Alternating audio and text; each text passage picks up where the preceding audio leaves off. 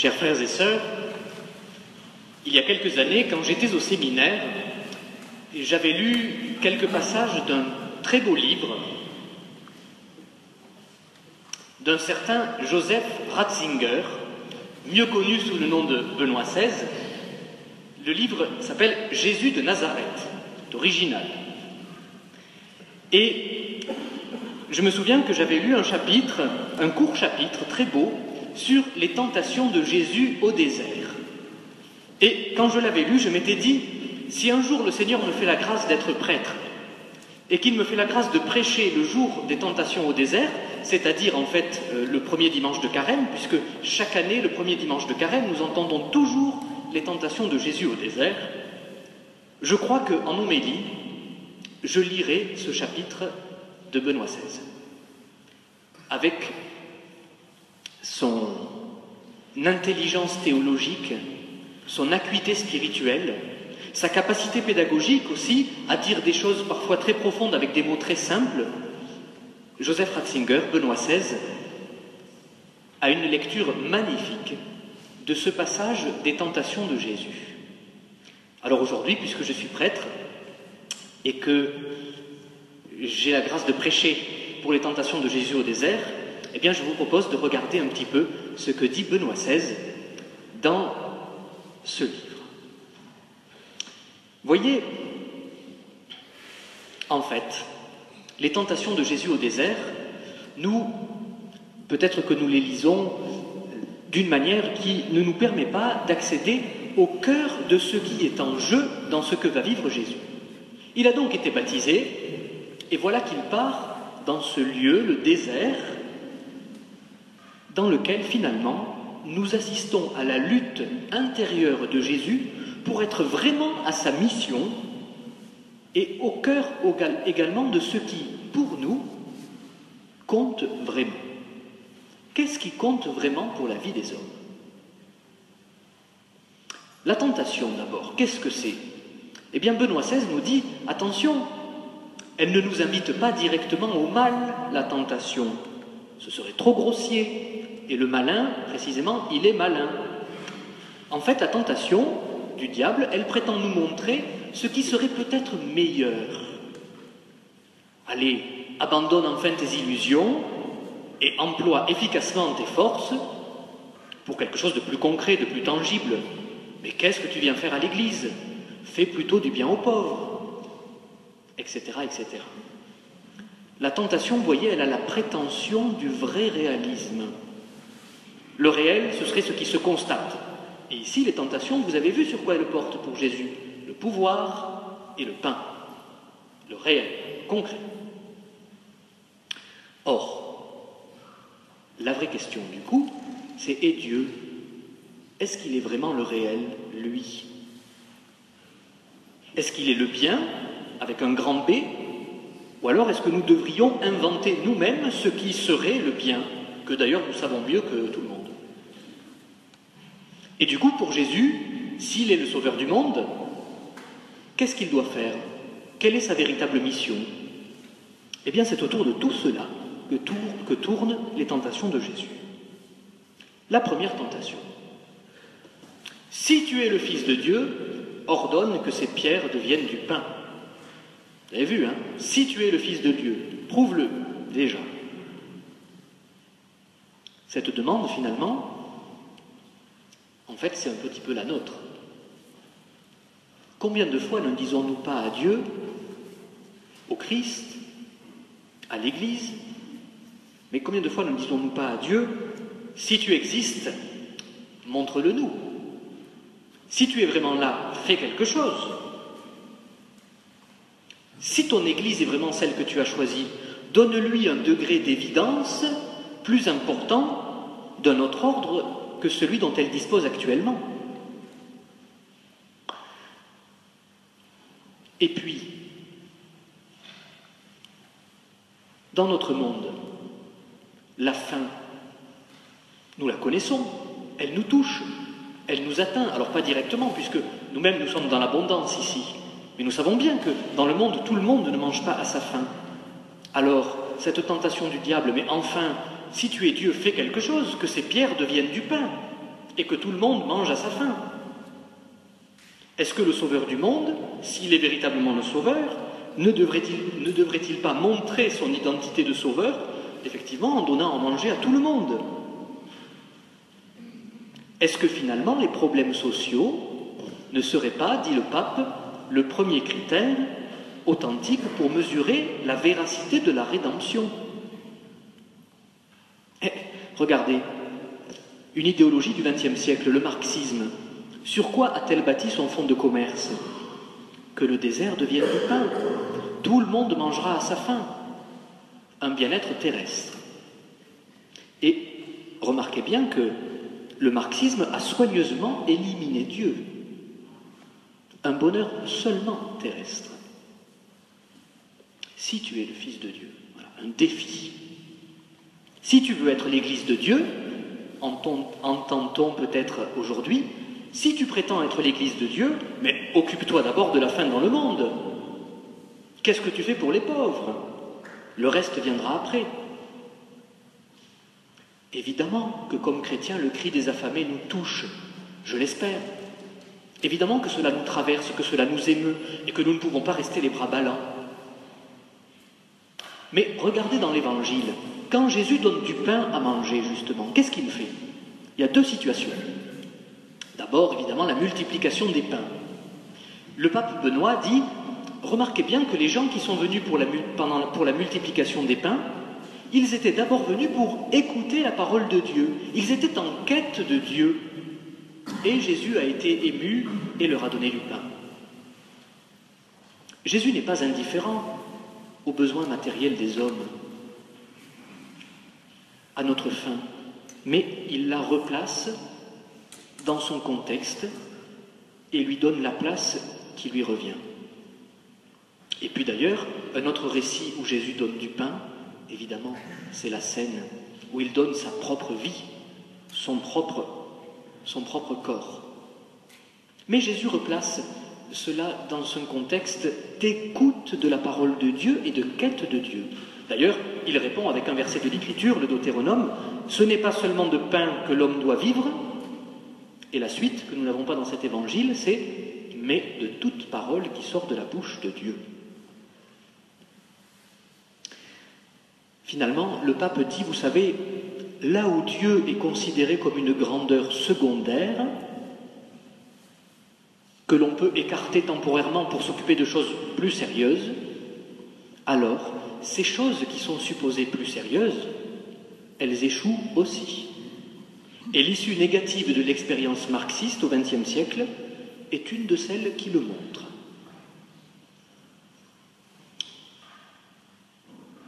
Le primat de Dieu. Voilà en fait ce dont il est question. Le pape Benoît dit « L'histoire ne saurait être gouvernée par de simples structures matérielles faisant abstraction de Dieu. » Parce qu'en effet, si le cœur de l'homme est bon, ou plutôt si le cœur de l'homme n'est pas bon, rien ne pourra le devenir. Et la bonté du cœur, elle vient précisément de celui qui est lui-même la bonté, Dieu. La deuxième tentation, on dirait qu'on a affaire à un débat entre deux experts théologiques qui se répondent à coups de parole de Dieu, vous savez. Donc le diable emmène Jésus sur le sommet du temple et lui dit « Mais jette-toi, de toute façon des anges seront là ». Et c'est comme cela qu'on voit que le diable utilise la parole de Dieu, il l'instrumentalise. Et vous avez remarqué que souvent, dans notre monde aujourd'hui scientifique et soi-disant rationnel, on sort du chapeau de temps en temps de prétendus exégètes qui seraient des vrais spécialistes de la parole de Dieu et qui tout d'un coup font des révélations fracassantes qui, naturellement, vont à l'encontre de la foi de l'Église. Et tout le monde se met à les croire en disant « Mais oui, ce sont véritablement des experts ». Et c'est comme cela que, dès qu'on voit le moindre petit livre où on voit que « Ah, ça y est, on a trouvé le tombeau de Jésus », tout un tas de gens disent « Mais alors, il n'est pas ressuscité ».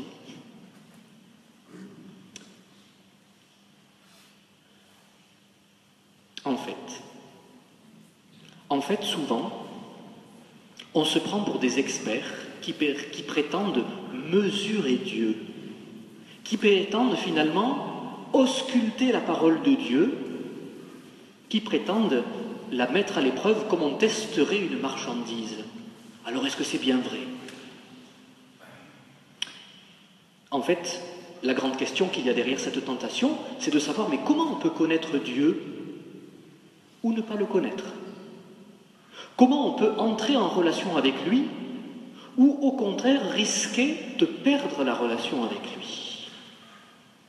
Finalement, vous voyez, le pape dit la présomption qui veut transformer Dieu en objet, lui imposer nos conditions expérimentales, là comme on serait en train de disséquer une souris dans un laboratoire,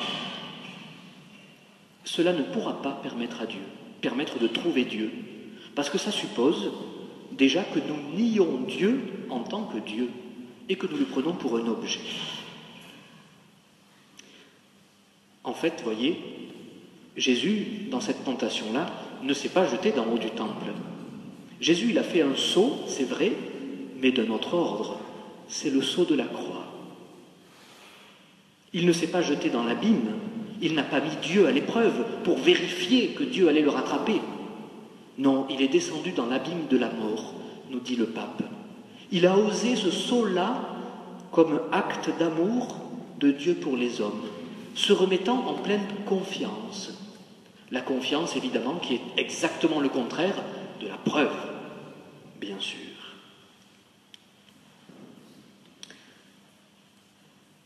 Et la troisième et dernière tentation, enfin, qui est le point culminant de tout le récit. Donc le diable montre tous les royaumes de la terre à Jésus et lui dit « Je te les donne ». Ça devrait être la mission du Messie, non? En Israël, le Messie, c'est celui qui doit être le roi du monde, qui va réunir la terre entière pour instaurer la paix, le bien-être. Mais Jésus n'est pas ça. Jésus, nous savons qu'il est celui qui a le pouvoir au ciel et sur la terre, pas seulement sur la terre. Sans le ciel, vous voyez, le pouvoir terrestre, même le plus puissant possible, il reste toujours ambigu et fragile, s'il n'est pas orienté vers le ciel. Et c'est peut-être le drame de beaucoup de sociétés contemporaines qui nient Dieu. Seul le pouvoir, dit le pape, qui accepte le critère et le jugement du ciel, c'est-à-dire de Dieu, peut devenir un pouvoir vraiment orienté vers le bien. Jésus, lui, il a ce pouvoir, mais comme ressuscité, ce qui signifie évidemment qu'il est déjà passé par la mort.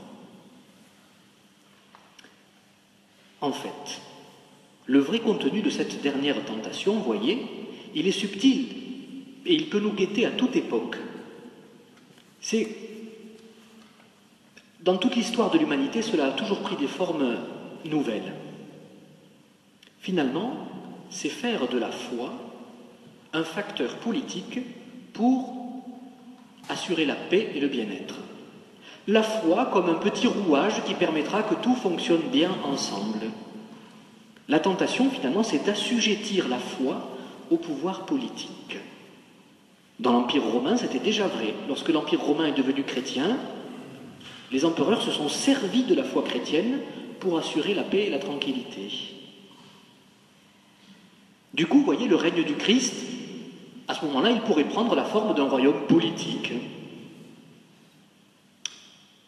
Et nous, ici à Martigues, nous en avons aussi un bon exemple récent. Au XXe siècle, il y a eu un martégal qui s'appelait Charles Maurras. Vous en avez certainement entendu parler. Il avait sa maison pas très loin. Eh bien, Charles Maurras, dans son système politique, c'est cela qu'il a fait aussi. Il s'est servi de l'Église comme d'un rouage dans un système politique plus grand pour que tout tienne ensemble. Il s'en est servi. Et en fait, vous voyez, face à cela, le combat pour la liberté de l'Église, il est toujours à mener. Parce que le royaume de Dieu, le royaume de Jésus, il ne peut pas être identifié à quelque royaume terrestre que ce soit. Aucune structure politique. La confusion entre la foi et le pouvoir politique, elle a toujours un prix. la foi se met au service du pouvoir et doit se plier à ses critères.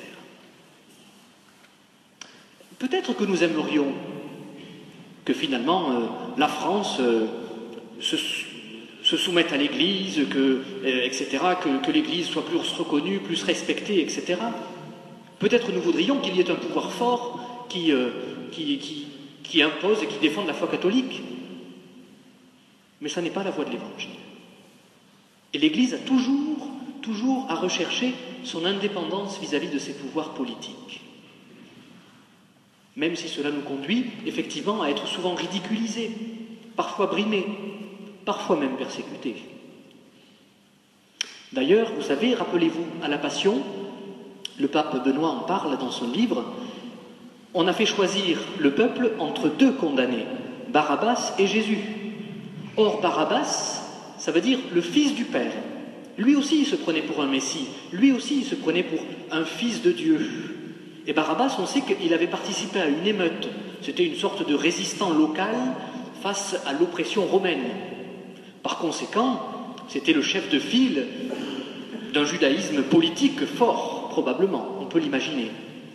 Pas étonnant que le peuple ait choisi de le libérer, lui, plutôt que Jésus. Jésus qui était quand même ce mystérieux personnage qui proclamait de se perdre lui-même pour trouver le chemin de la vie. C'était moins reluisant que celui qui promettait la liberté pour son propre royaume. Et il n'est pas certain que nous, à leur place, aurions choisi Jésus. En fait, voyez, la tentation fondamentale, c'est de savoir finalement qu'est-ce que doit faire le Sauveur du monde. Et cette question, elle traverse toute la vie de Jésus. Qui est-il? Que doit-il faire? Nous, on pourrait croire finalement que ce serait tentant de penser que Jésus doit venir instaurer une certaine paix, une certaine tranquillité, un certain bien-être sur le monde. On se dit, mais Jésus, qu'est-ce que tu fais pour ce monde-ci? Rappelez-vous, lorsque Jésus a dit à Pierre qu'il allait être crucifié, Pierre, comme chacun de nous, a dit « Non, non, non, non, Seigneur, cela ne t'arrivera pas, pas possible, enfin, tu es Dieu. En tout cas, un Messie ne doit pas mourir comme ça. » Et qu'est-ce qu'a dit Jésus? « Passe derrière moi, Satan. » À ce moment-là, Pierre s'est répercuté, a été celui qui répercutait la voix du diable. Finalement, la tentation de faire de Jésus un Messie politique fort et puissant. Mais alors, la grande question, c'est finalement du coup, qu'est-ce qu'il apporte Jésus à notre monde? Qu'est-ce qu'il est venu donner? Benoît XVI dit, s'il n'a pas apporté la paix dans le monde, le bien-être pour tous, un monde meilleur, qu'est-ce qu'il donne? La réponse est très simple. Il apporte Dieu. Il apporte le visage de miséricorde d'un Dieu qui veut une relation avec nous. Il nous montre sa face et dès lors nous pouvons l'invoquer. Jésus apporte avec lui la vérité sur notre origine et notre destinée. Il nous amène sa gloire, là où la gloire des royaumes n'est que passagère. Et d'ailleurs, toutes les structures politiques du temps de Jésus se sont écroulées. Il n'en reste plus rien aujourd'hui. Mais le Christ demeure. Et il vient nous apporter une relation avec Dieu qui change tout. Et bien sûr, qui nous invite à changer notre monde et à le rendre meilleur. Mais ce qui est premier, c'est la relation avec Dieu. Et vous pourrez relire la première lecture, vous pourrez relire Saint Paul, c'est cela qui est mis en exergue effectivement.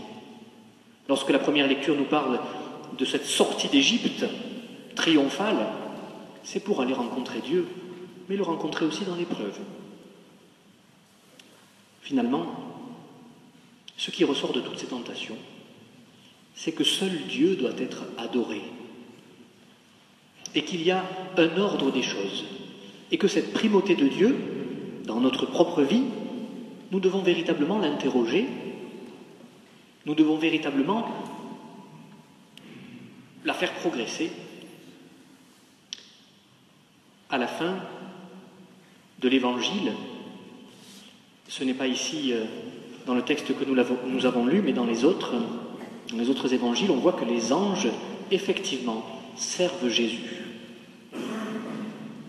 Si les anges servent Jésus, c'est d'abord parce qu'il s'est révélé comme Fils.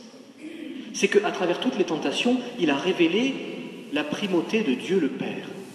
Et lui n'est que le Fils, sans prétendre prendre sa place. Le respect de l'homme, l'amour du prochain, c'est capital.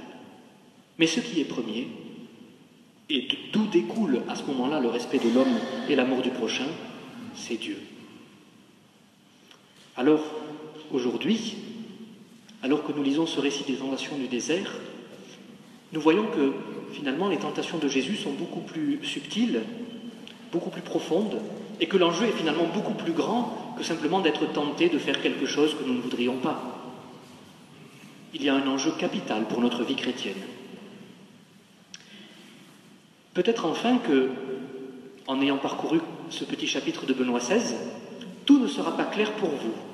Et c'est très bien ainsi.